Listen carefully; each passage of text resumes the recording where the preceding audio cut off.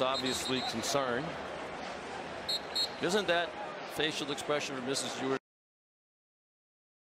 Facial expression during every game. Oh. Just so concerned on every play. Every play. I don't know how football parents did it. I know my parents were stressed every second I was under center, and I know every single quarterback, mom and dad across the country feel the same way. We got to the sideline and they're not taking him into the tent, so apparently they don't think it's any big deal. Murphy is the quarterback and Baxter stacked up. Malik's a redshirt freshman from Inglewood. Crowd cheers as Quinn Ewers trots back on. It actually doesn't need to snap it here in the third quarter. Take the quarter. Your Texas quarterback's a little banged up.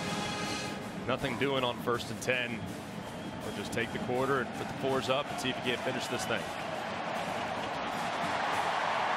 Big 12 championship was their stated goal before the season started. They're 15 minutes. Wind knocked out of him. He's back in. Coach, what can you tell us about Quinn Ewers' injury and status for the rest of this game? He's fine. He just got the wind knocked out of him. He's back in now. You told us you wanted to showcase a complete team. How do you do that in the fourth quarter? Well, we just want to finish. We want to keep playing good football. I think, really they had one drive, and that came off of a pass interference. We gave them a short field on the turnover. Our defense has been playing good. Obviously, we've been creating explosive plays offensively, and then we just got to be sound on special teams. All right, thank you, Coach. Thanks, Mark. Well, the goal is to show off a well-rounded, talented team in all facets of the game. They're doing that again today. I think most people felt they were there already. Sanders another catch. 17-yard gain, and he's 3 yards away from the third 100-yard receiving game of his career. He's already the only Texas tight end who's ever had 2 games of 100 yards receiving in a career.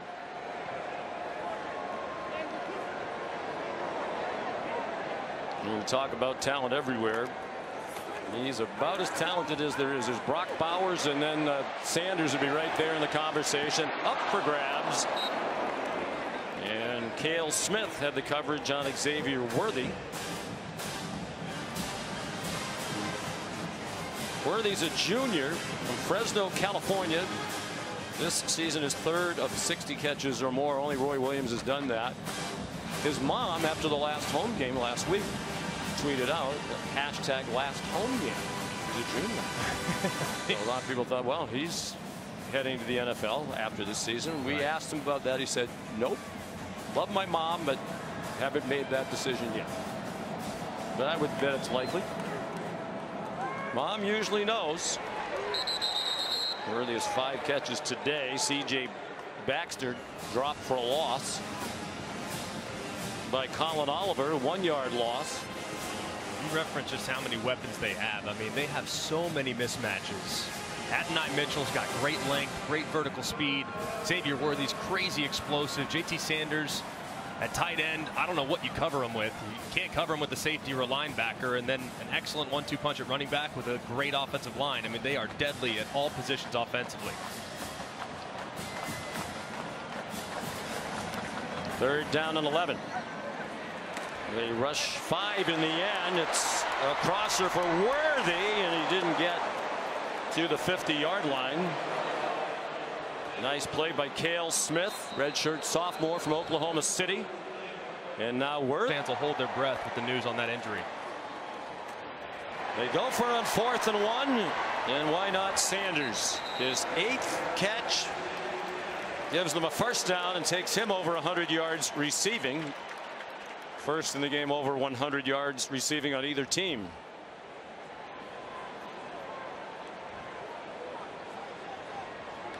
'93 career catches. Here's Baxter rumbling up the middle for a first down. 14 more for C.J. Baxter. 6'1", 218 out of Orlando. Very highly recruited running back.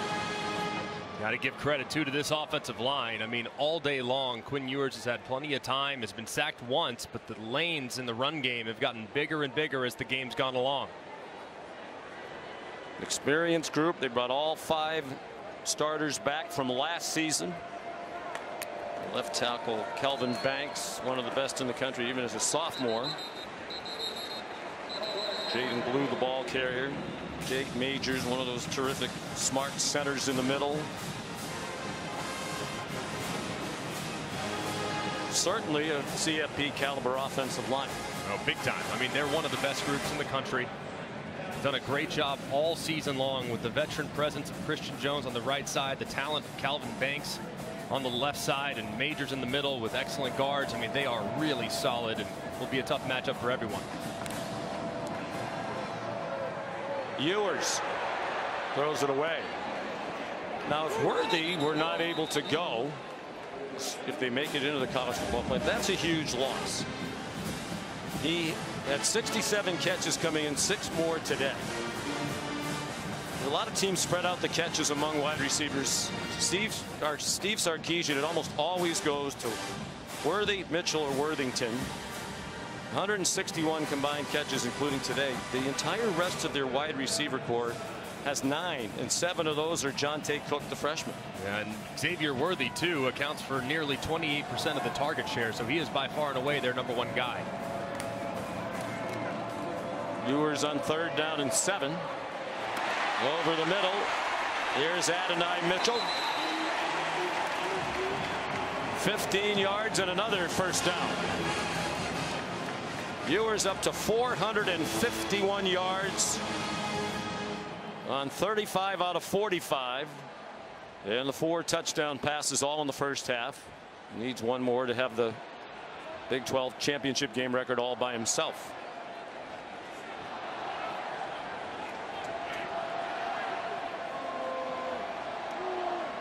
Keelan Robinson, the running back, went in motion.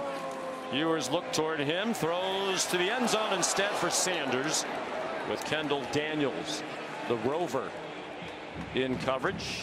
Sophomore, who was the Big 12 Defensive Freshman of the Year last year. That's a tough draw to have to cover JT Sanders. A little misdirection with the wheel route. Tried to hit him on the back shoulder, but Sanders just couldn't quite flip his hips.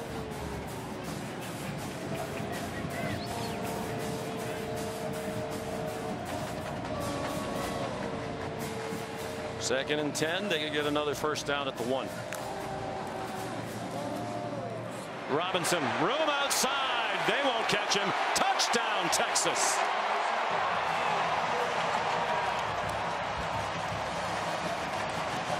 He had 1 rushing touchdown all season.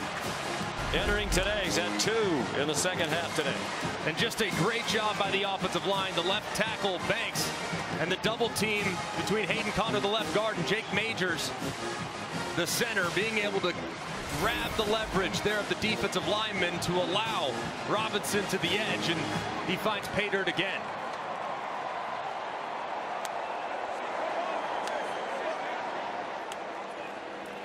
Burt Auburn.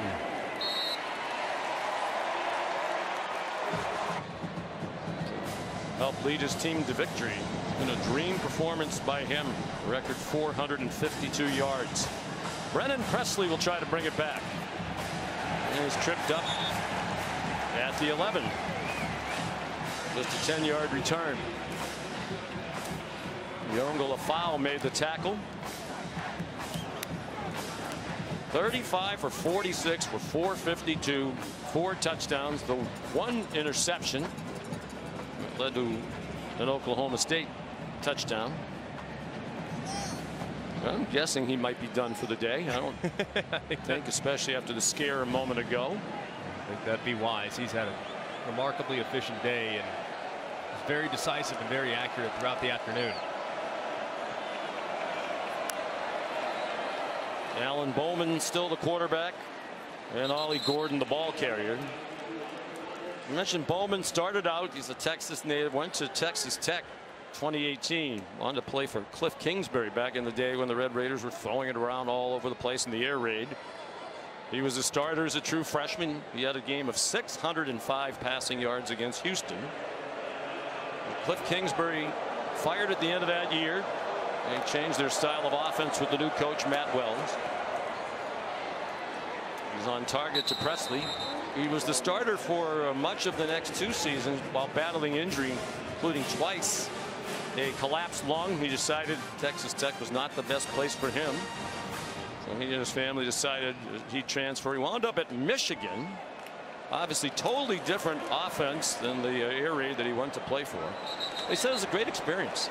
Learned how to play under center, pro style offense. Learned a lot from Jim Harbaugh.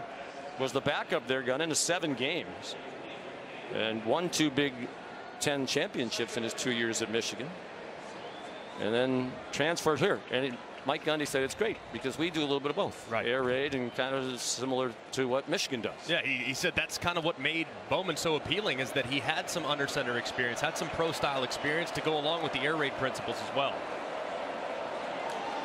He throws to an open receiver, Rashad Owens, dodging tacklers and finally pulled down at the 35-yard line of Texas. 41-yard pass play. Bowman to Owens. And this was a nice throw from Bowman. Will cover 2, corner stays in the flat. He works right in behind him, gets the ball up and down before the safety can recover, and Owens spins forward for a couple of yards after catch. It's the longest play of the day for Oklahoma State. 41-yard gain, 20 of it after the catch. Bowman now 18 out of 33 for 215 yards. The fake to Gordon. The ball's popped out again. Braden Cassidy had it, and it's ruled incomplete. Another big hit by Jaron Thompson. He's had a couple here in the second half. And that one knocked it away from Cassidy. Yeah, big collision from Thompson. Ruling on the field is an incomplete pass. Second down. It's a good call as the ball was moving throughout the course of him trying to reel that in, and a big shot delivered by Thompson. Another really well executed tackle. That's great fundamentals. Lead with your shoulder, initiate contact with as much force as possible to jar the ball loose. Cassidy's a 5th-year senior. He's from Austin, the home of the University of Texas. Almost had his 14th career reception in his 61st game as an Oklahoma State Cowboy, where his dad once coached. Here's Presley. Another solid hit. Thompson in there again with David Benda. Thompson's flying around, and he's had some ups and downs in coverage this year, but as far as being active in the run game, he's been very solid, very physical player that has had a nice performance today. 3rd down and 2. Gordon still on 34 yards. They've had to go largely to an air attack here. He faked it to him out wide, and it was not a great throw. Necessitated a diving catch by Bray, and they actually lost a yard. And with under 8 minutes to go and down by 35, they're going to go for it on 4th down and 3.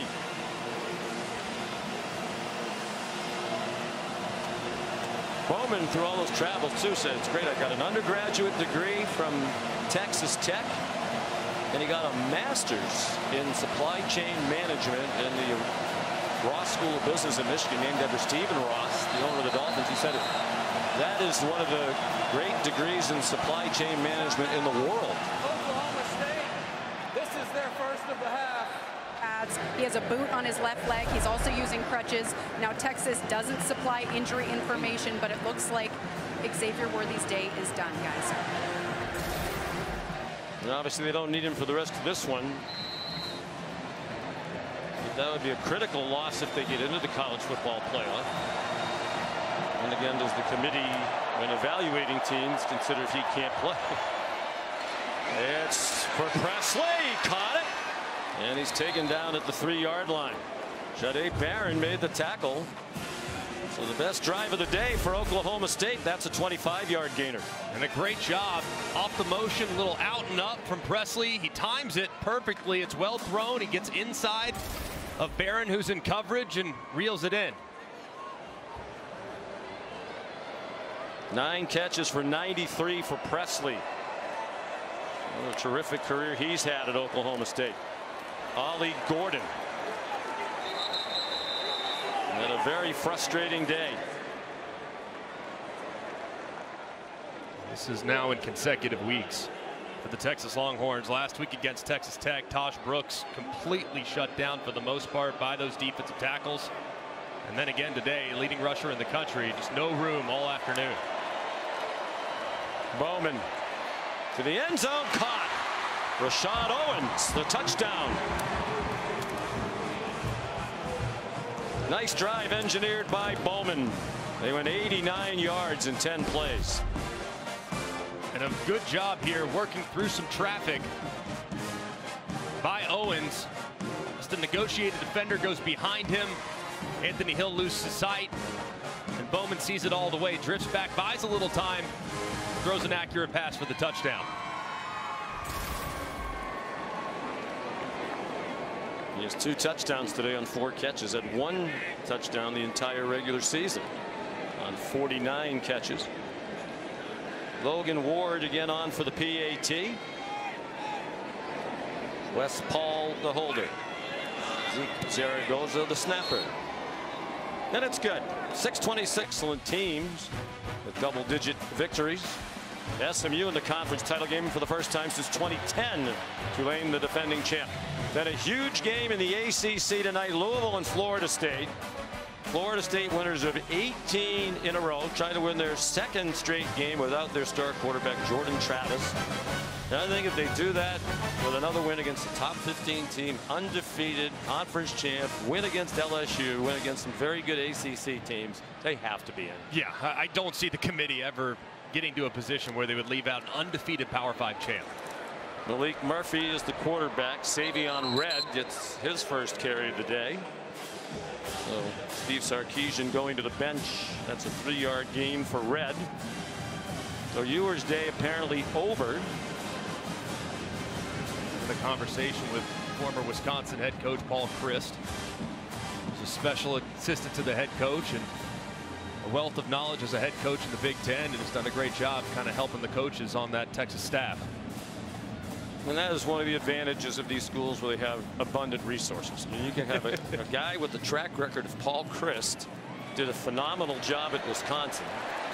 And he's not even one of your 10 full-time. You know, he's a guy in the office just helping you get ready for the game. And we walk around, you go to Alabama, you see former head coaches who are helping the coaches. Georgia, you know, the places where they have the money and spend the money.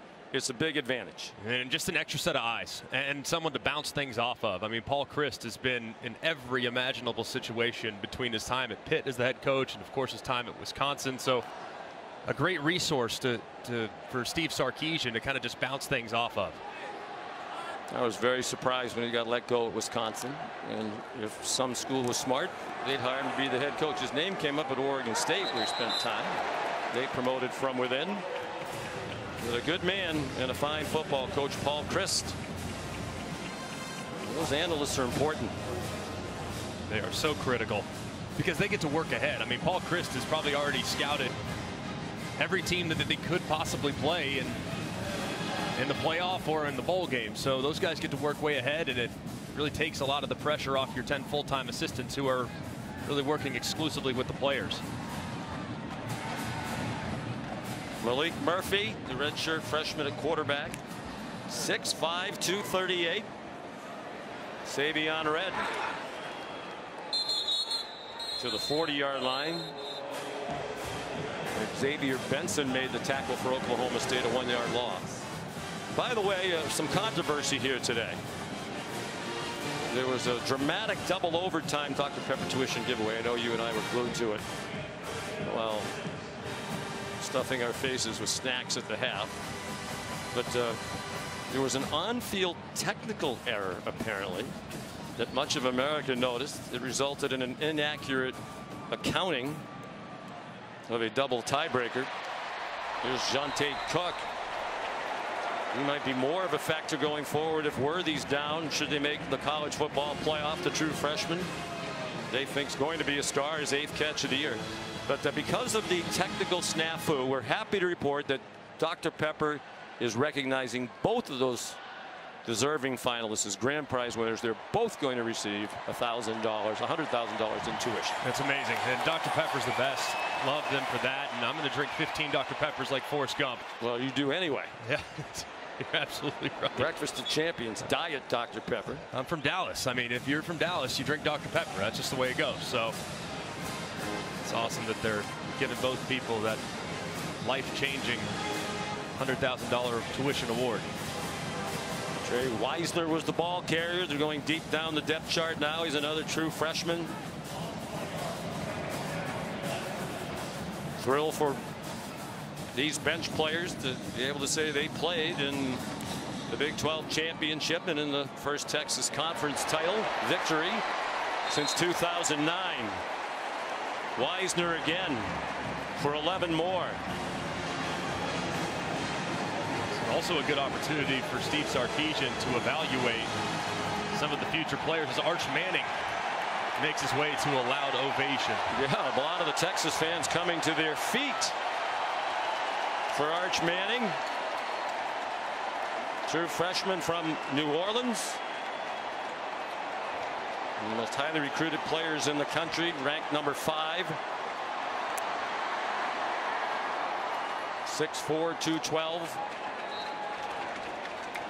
Donovan Stevens, the tackler. Got in at the end of the game last week. Murphy got injured while standing on the sideline. And there's a delay for an injured Oklahoma State player. It's Xavier Benson.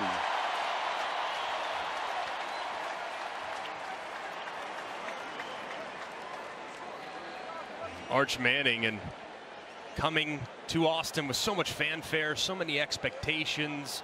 Lost a hard-fought battle in the spring against Malik Murphy, who was outstanding in the spring, solidifying that number 2 job. Steve Sarkisian and the staff, they're so optimistic with where Arch is going to go. Of course, the pedigree, the maturity, great family support system that understand it's going to be a process for Arch as he transitions from private school in Louisiana to the biggest stage here in the Power 5 and ultimately the SEC. So don't you think this has been great for him? He doesn't have to step in and play right away as a true freshman and get the great coaching of Steve Sarkisian and his staff. It's exactly how you'd want to bring a quarterback on. Sometimes playing too early is not to your advantage.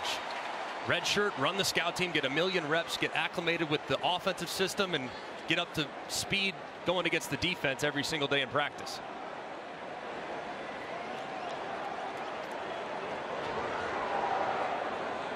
There's the son of Cooper Manning, the nephew of Peyton and Eli, grandson of Archie. Pretty good genes. It's a pretty good chance coming out of the womb. He had a chance to be a great quarterback. Red the ball carrier. Texas is a minute away from its first 12-1 start to a season since 2009, the last time they won the conference title. And they played for the national championship that year. They came into this conference by winning the championship in 1996. Quinn Ewers, living a dream, leads them with a championship. And it's Jonathan Brooks who put enough of his uniform on just to be on the field for the championship game. What a smart and classy gesture by Steve Sarkisian for the great running back.